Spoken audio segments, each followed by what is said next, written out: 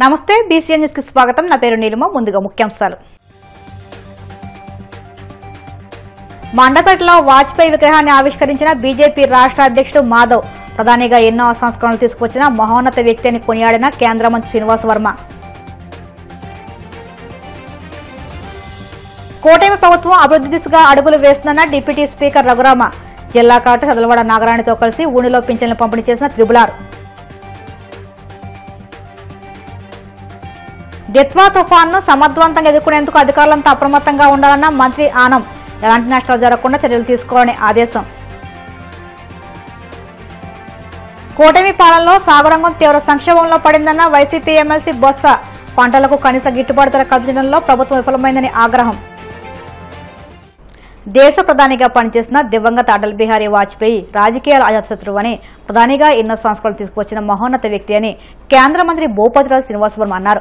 Doctor BR Ambedkar Konaseema జిల్లా మండపేటలో ఆదివారం వాజ్పేయి విగ్రహాన్ని బీజేపీ రాష్ట్ర అధ్యక్షుడు మాధవ్ చేతుల మీదుగా ఆవిష్కరించారు. ఈ కార్యక్రమంలో కేంద్ర మంత్రి శ్రీనివాస్ వర్మ, అమలాపురం ఎంపీ గంటి హరీష్ మాధుర్, రాజమహేంద్రవరం ఎంపీ దగ్గుబాటి పురంధేశ్వరి, బీజేపీ శాసన మండలి ఫ్లోర్ లీడర్ సోమ్ వీర్రాజు తదితరులు పాల్గొన్నారు. అనంతరం మండలంలోని తాపేశ్వరం వేడుక ఫంక్షన్ హాల్లో బీజేపీ కోనసీమ జిల్లా అధ్యక్షుడు అడబల సత్యనారాయణ అధ్యక్షతన జరిగిన ఆవిష్కరణ సభకు కేంద్ర మంత్రి శ్రీనివాస్ వర్మ, బీజేపీ రాష్ట్ర అధ్యక్షులు మాధవ్, కూటమి నేతలు హాజరయ్యారు. సభలో మండపేట అనపత్తి ఎమ్మెల్యేలు వేగుళ్ల జోగేశ్వరరావు, నల్లమిల్లి రామకృష్ణారెడ్డి, ఏపీఐడీసీ చైర్మన్ వేగుళ్ల లీలాకృష్ణ, యాళ్ల దొరబాబు, సుబ్బారావు, కర్రి చిట్టుబాబు, మాజీ ఎమ్మెల్యే మానేపల్లి అయ్యాజీ వేమ, బీజేపీ కాకినాడ జిల్లా అధ్యక్షులు బిక్కిన విశ్వేశ్వరరావు తదితరులు పాల్గొన్నారు. ఇవాళ మనం భారతీయ జనతా పార్టీలో పనిచేస్తున్నాం అంటే మనందరికీ స్ఫూర్తినిచ్చినటువంటి నాయకులు అటల్ బిహారీ వాజ్పేయి గారు అనడంలో ఏమాత్రం కూడా సందేహం. అటువంటి వ్యక్తి యొక్క విగ్రహాన్ని నెలకొల్పాలని ఆలోచన చేసి ఆర్థికంగా భారమైనప్పటికీ కూడా కొంతమంది పెద్దల సహకారంతో ఈ రకమైనటువంటి కార్యక్రమాన్ని భుజాన్ని వేసుకుని పూర్తి చేసినటువంటి వ్యక్తి ఎవరైతే ఉన్నారో సాయిరామ్ గారిని, వారి బృందాన్ని ముందుగా అభినందిస్తూ ఉన్నాను. చాలా ప్రత్యేకమైనటువంటి అభినందనలు. ఎందుకంటే మీరు తీసుకున్నటువంటి నిర్ణయం ఆధారంగా ఇవాళ వాజ్పేయి గారి యొక్క 100వ జయంతి సంవత్సరం సందర్భంగా ఏదైతే మండపేటలో విగ్రహాన్ని ఏర్పాటు చేయాలనేటువంటి ఆలోచన ఆధారంగా రాష్ట్ర భారతీయ జనతా పార్టీ కూడా ఆలోచన చేసి రాష్ట్ర వ్యాప్తంగా కూడా ఒక ర్యాలీ నిర్వహించి అటల్జీ సందేశ్ మోదీ సిద్ధి యాత్ర పేరుతో రాష్ట్రంలో ఉన్నటువంటి అన్ని జిల్లాల ప్రధాన కేంద్రంలో అటల్ బిహారీ వాజ్పేయి గారి యొక్క కాంస్య విగ్రహాన్ని ఏర్పాటు చేయాలనేటువంటి నిర్ణయం తీసుకున్నాం. ఈ నిర్ణయానికి కారణం ఏంటి అంటే, స్ఫూర్తి ఏమిటంటే మండపేటలో మీరు ఏర్పాటు చేసినటువంటి విగ్రహం అని చెప్పడానికి సందర్భంగా ప్రపంచంలో కూడా ఉత్తమ విదేశాంగ విధానాన్ని అమలించినటువంటి వ్యక్తిగా అటల్ బిహారీ వాజ్పేయి గారు ప్రశంసించబడ్డారనేటువంటి విషయాన్ని సందర్భంగా గుర్తించారు. ఆ తర్వాత కాలంలో 80లో భారతీయ జనతా పార్టీ ఏర్పడినప్పుడు భారతీయ జనతా పార్టీకి మొట్టమొదటి అధ్యక్షుడిగా పనిచేసినటువంటి వ్యక్తి, జనసంఘ అధ్యక్షుడిగా, ఆ తర్వాత కాలంలో భారతీయ జనతా పార్టీ కూడా అధ్యక్షుడిగా పనిచేసినటువంటి వ్యక్తి అటల్ బిహారీ వాజ్పేయి గారు. ఆ తర్వాత భారత ప్రధానమంత్రిగా బాధ్యతలు స్వీకరించినటువంటి సందర్భం 96లో మొట్టమొదటిసారి ప్రధానమంత్రి అయినప్పుడు 13 రోజులకే పదవిని కోల్పోయినటువంటి సందర్భం. ఆ తర్వాత 98లో 13 నెలల 13 రోజుల పాటు ప్రధానమంత్రిగా కొనసాగారు. 99లో ఎన్నికయ్యి 5 సంవత్సరాల పాటు ప్రధానమంత్రిగా కొనసాగినటువంటి వ్యక్తి. అంతేకాదు ఏదైతే 98లో 13 నెలల 13 రోజుల పాటు ప్రధానమంత్రిగా స్వీకరించి పార్లమెంట్లో బల పరీక్ష ఎదుర్కోవలసినటువంటి సందర్భం వచ్చినప్పుడు ఒకే ఒక్క ఓటు తక్కువైనటువంటి సందర్భంలో ఒక్క ఓటుతో ప్రధానమంత్రి పదవిని తృణప్రాయంగా త్యజించినటువంటి వ్యక్తి ఎవరైనా ఉన్నాడంటే ప్రపంచంలో అటల్ బిహారీ వాజ్పేయి గారు అనేటువంటి విషయాన్ని మనం గౌరవం. ఆ ఒక్క ఓటు సంపాదించడానికి అనేక మార్గాలు ఉన్నాయి. ఆ ఒక్క ఓటుని సమకూర్చుకుని ప్రధానమంత్రిగా కొనసాగడానికి అవకాశాలు ఉన్నాయి. దేశ రాజకీయాల్లో నైతిక విలువలు ఇచ్చి రాజకీయాలు చేయాలి, నైతికత ఆధారంగా రాజకీయాలు చేయాలనేటువంటి ఒక స్ఫూర్తితో ప్రధానమంత్రి పదవిని సైతం త్యాగం చేసినటువంటి వ్యక్తి అటల్ బిహారీ వాజ్పేయి అనేటువంటి సందర్భం ఈ సందర్భంగా మనం గుర్తు తెచ్చుకోవాలి. ఒక పార్లమెంట్ సభ్యుడిగా ఉన్నటువంటి వ్యక్తి, ఒక అసెంబ్లీకి ముఖ్యమంత్రిగా నియమించబడేటువంటి వ్యక్తి గిరిజన గోమాంగో అనేటువంటి వ్యక్తి. అయితే 6 నెలల్లోపు లోక్సభ సభ్యత్వానికి రాజీనామా చేయాల్సి ఉంది కాబట్టి, ఇంకా 6 నెలలు కూడా పూర్తి కాలేదు కాబట్టి టెక్నికాలిటీ ఆధారంగా లోక్సభ సభ్యుడిగా కూడా కొనసాగుతూ ఆ ఒక్క ఓటు వేసి రాజకీయాల్లో నైతిక విలువలకు తిరోధాకాలు ఇచ్చినటువంటి పార్టీ కాంగ్రెస్ పార్టీ అన్నాడు. అంతేకాదు 99లో ప్రధానమంత్రి అయ్యాక 20కి పైగా భాగస్వామ్య పార్టీలతో ప్రభుత్వాన్ని నడిపినటువంటి వ్యక్తి అటల్ బిహారీ వాజ్పేయి గారు. 20 మంది భాగస్వామ్య పార్టీలతో ప్రభుత్వాన్ని నడపాలి అంటే సామాన్యమైనటువంటి విషయం. ఇవాళ 2-3 పార్టీలతో కూడా సంకీర్ణ ప్రభుత్వాన్ని నడపాలంటే సాధ్యం కానటువంటి పరిస్థితి. అటువంటి సమయంలో ఈశాన్య రాష్ట్రాల్లో ఉన్నటువంటి చిన్న చిన్న పార్టీలతో సైతం కలిపి 20 పైగా భాగస్వామ్య పార్టీలతో ప్రభుత్వాన్ని నడిపినటువంటి దిశాలి ధైర్యశాలి దక్షత కలిగినటువంటి వ్యక్తి అటల్ బిహారీ వాజ్పేయి. అటువంటి సమయంలో ఆయన తీసుకున్నటువంటి కఠినమైనటువంటి నిర్ణయాలు ఇందాక మిత్రులు మాధవ్ గారు చెప్పినట్టు ఏదైతే ప్రోగ్రాంలో అణుపరీక్షలు జరిపినటువంటి సందర్భం ప్రపంచంలో అగ్రరాజ్యాలన్నీ భారతదేశాన్ని హెచ్చరించాయి. మీరు అణుపరీక్షలు జరిపితే మీకు పెద్ద ఎత్తున ఆంక్షలు విధిస్తాం అని హెచ్చరికలు ఈ ప్రపంచంలో ఉన్నటువంటి అగ్రరాజ్యాలు చేసినప్పటికీ వాటన్నిటిని కూడా పక్కన పెట్టి ప్రోగ్రాంలో అణుపరీక్షలు నిర్వహించినటువంటి వ్యక్తి అటల్ బిహారీ వాజ్పేయి గారు.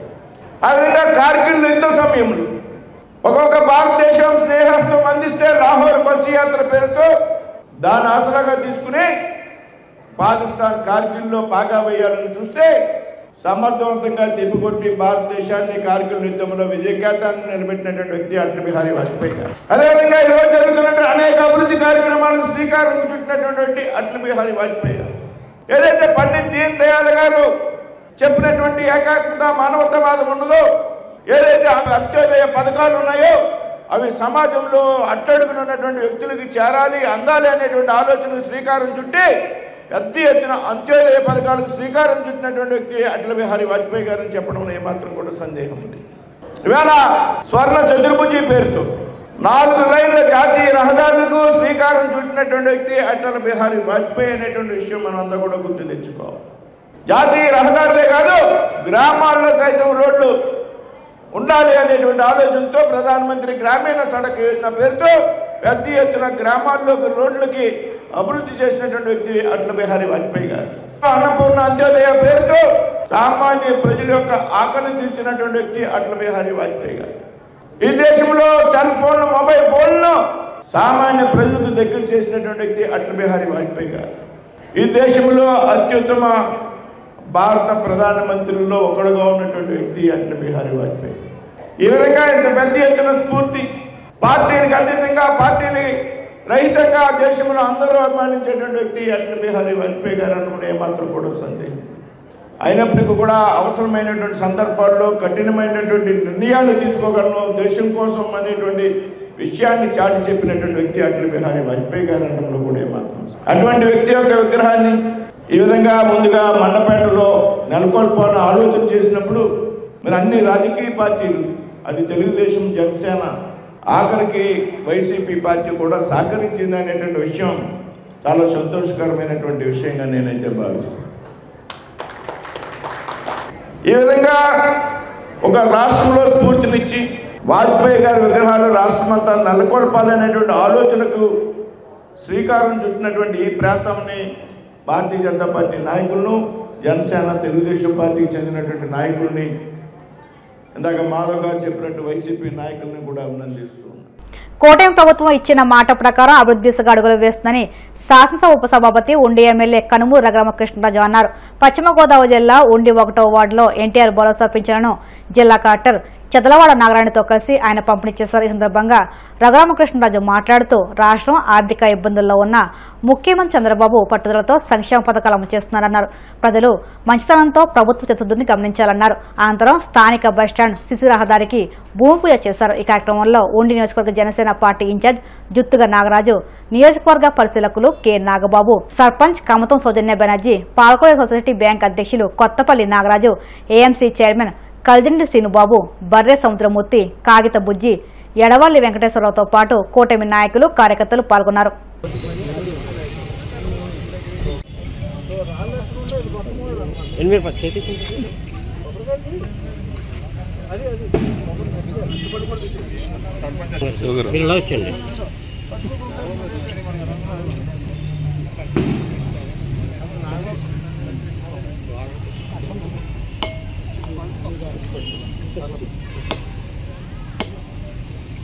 పెన్షన్లు, ఓల్డ్ ఏజ్ పెన్షన్లు, వికలాంగులకి పెన్షన్ రోజు ముఖ్యమంత్రి గారి ఆదేశానుసారం ఆయనే ప్రత్యక్షంగా పాల్గొనడంతో పాటు ప్రతి ఊర్లోనూ కూడా స్థానికంగా అధికారులు ప్రజాప్రతినిధులు అందరూ కూడా ఇందులో పాల్గొంటున్నాం. ప్రతి నెల ఈ రోజుకి 50,000 కోట్ల పైగా ఈ సామాజిక ఈ పెన్షన్లు ఇవ్వటం జరిగింది.